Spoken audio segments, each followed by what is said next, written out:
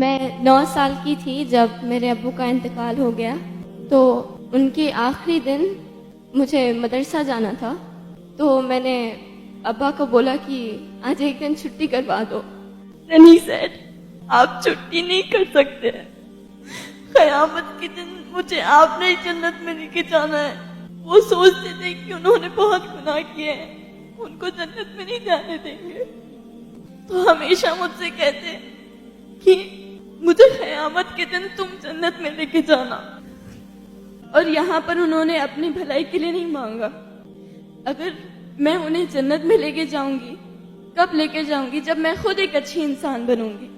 تو پہلے انہوں نے میری اچھائی کے لیے دیکھا کہ میں اچھی بنوں گی تب میں جنت میں مجھے جانے دیں گے، تو میں ابا کو لے کے جاؤں گی۔ سب سمجھتے کہ ابا بہت برے انسان ہیں، ان کی اولاد بھی ویسی نکلے گی۔ بڑے ہو کر ہم نے پروف کرنا ہے کہ ہم ویسی اولاد نہیں ہیں، ہم واپس ان کا سر اونچا کریں گے۔ بیٹے سر نہیں اونچا کرتے، صرف بیٹیاں بھی کرتی ہیں، بیٹوں سے زیادہ کرتی ہے۔